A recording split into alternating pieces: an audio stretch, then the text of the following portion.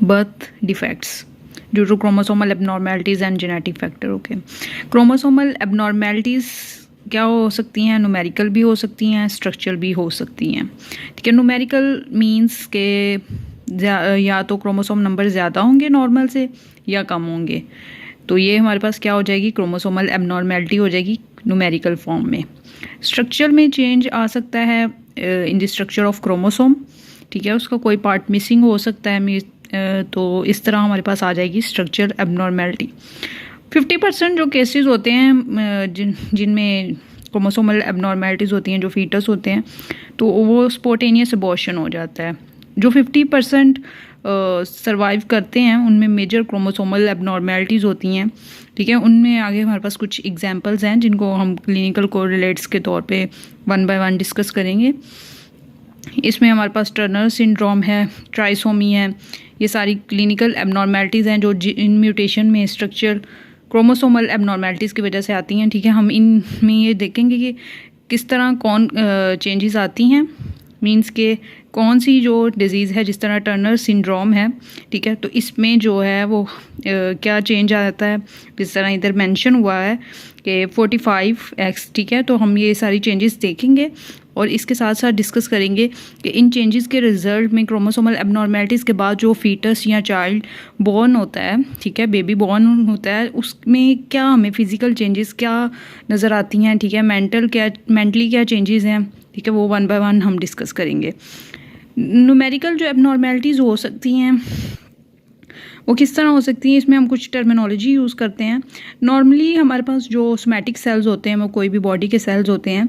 ठीक है, वो क्या होते हैं, वो डिप्लॉयड होते हैं। डिप्लॉयड मीन कि उनके अंदर नंबर ऑफ क्रोमोसोम कितने होते हैं? 46। ठीक है, हैप्लॉयड होते हैं कौन से सेल्स? जो हमारे पास होते हैं गमीट्स, मतलब जर्म सेल्स होते हैं। ठीक है, वो हमारे पास क्या होते हैं? हैप्लॉयड होते हैं। हैप्लॉयड को हम मेंशन करते हैं एन से, रिप्रेजेंट करते हैं, सॉरी। ठीक है, एंड डिप्लॉयड 2N से। ओके, अगर हम टर्म यूज़ करते हैं ना यूप्लॉयड, यूप्लॉयड का मतलब है कि ये मल्टीपल होगा एन का। एन मीन्स हैप्लॉयड, मीन्स कि इसका मल्टीपल एन का क्या आएगा? डिप्लॉयड आ सकता है, ट्राइप्लॉयड आ सकता है। ठीक है, नेक्स्ट है हमारे पास एनप्लॉयड। एनप्लॉयड मीन्स कि हमारे पास कोई क्रोमोसोम जो है ना नंबर्स की फॉर्म में, मीन्स कि एक क्रोमोसोम मिसिंग है या एक क्रोमोसोम एक्स्ट्रा है। जिस तरह ट्राइसोमी में हमारे पास क्या होता है? एक क्रोमोसोम ज़्यादा होता है। ठीक है, और मोनोसोमी में हमारे पास क्या होता है? एक क्रोमोसोम मिसिंग होता है। ठीक है, तो एनप्लॉयड हमारे पास टर्म यूज़ होती है वन न्यूमेरिकल चेंज के लिए। हमने ये तो देख लिया कि हमारे पास जो हैं क्रोमोसोमल एबनॉर्मेलिटीज़ जो होती हैं वो क्रोमोसोम के नंबर की वजह से हो सकती हैं। ठीक है, और स्ट्रक्चर हो सकती हैं। ठीक है, हम पहले बात करेंगे कि न्यूमेरिकल जो हैं वो क्रोमोसोमल एबनॉर्मेलिटीज़ किस तरह हो सकती हैं। ठीक है, मतलब क्या कॉज हो सकती है क्रोमोसोमल एबनॉर्मेलिटी की। ठीक है, तो ये लैंगमैन्स में एक डायग्राम हमें शो की गई है। ड्यूरिंग मियोसिस या माइटोटिक प्रोसेस, मेनली मियोसिस में क्या होती है, हमारे पास जो है ये चेंजेस आती हैं। ठीक है, जिसके रिजल्ट में हमारे पास क्रोमोसोमल एबनॉर्मेलिटीज़ होती हैं। ठीक है, जिस तरह हमारे पास क्या होता है, होमोलोगस क्रोमोसोम पेयर होता है। ठीक है, अब इस फेस में क्या होना होता है कि इन दो क्रोमोसोम ने सेपरेट होना है। ठीक है, जिस तरह ये हैं, ये क्रोमोसोम दोनों सेपरेट हुए। ठीक है, और ये इंडिविजुअल सेल्स को मिल गए। इसमें भी क्या हुआ, ये क्रोमोसोम सेपरेट हुए और इंडिविजुअल सेल को मिल गए। ठीक है, जबकि इसमें क्या हुआ है कि ये क्रोमोसोम सेपरेट नहीं हुए। ठीक है, तो इस तरह इस सेल के पास कोई क्रोमोसोम नहीं है, डिसजंक्शन नहीं होगी, मींस सेपरेशन नहीं होगी। सेपरेशन नहीं होगी तो क्या होगा कि एक सेल के पास दोनों क्रोमोसोम चले जाएंगे और दूसरे सेल के पास जो है वो एक भी क्रोमोसोम नहीं जाएगा। दो क्रोमोसोम हैं, ठीक है, सिस्टर क्रोमेटिड्स हैं। जब ये स्पिंडल फाइबर्स इनके साथ अटैच होंगे, इनको पुल करेंगे दोनों साइड्स पे, एक क्रोमोसोम जो है वो सेपरेट होके क्रोमेटिड इस साइड पे चला जाएगा और एक इस साइड पे चला जाएगा।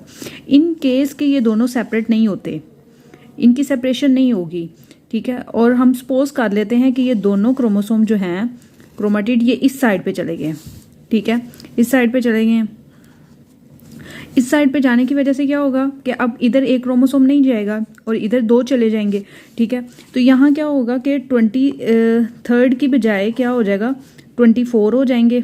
ठीक है। और यहाँ क्या होंगे 23rd की बजाय क्या हो जाएगा 22 हो जाएंगे, ठीक है। तो इधर क्या हो गया मोनोसोमी और इधर क्या हो गया एक एक्स्ट्रा हो गया, ठीक है। तो ट्राइसोमी हो गया। मीन्स के हमारे पास बेसिक जो है क्रोमोसोमल एबनॉर्मेलिटीज़ की कॉज क्या होती है कि मियोसिस के दौरान जब मियोसिस का प्रोसेस हो रहा होता है और क्रोमोसोम्स की नॉन डिस्जंक्शन नहीं होती, ठीक है।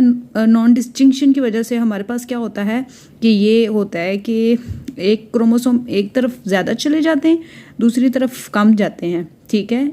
तो इस वजह से हमारे पास क्रोमोसोमल एबनॉर्मेलिटीज़ होती हैं, ठीक है। और इससे फिर चेंजेस आती हैं क्योंकि अब जिसके पास कम गए हैं, ठीक है, तो वो क्रोमोसोम ने जो फंक्शंस परफॉर्म करने थे, ठीक है, तो अब उनकी वजह से क्या होगा इसमें भी डिफेक्ट आएगा। अब इसमें अगर ज़्यादा चले गए हैं तो इसमें भी डिफेक्ट होगा, ठीक है। तो वो चेंजेस क्या क्या होंगी, बेसिक जो है क्रोमोसोमल एबनॉर्मेलिटीज़ का जो मेन कॉज है वो यही होता है मियोसिस के प्रोसेस के दौरान, ठीक है।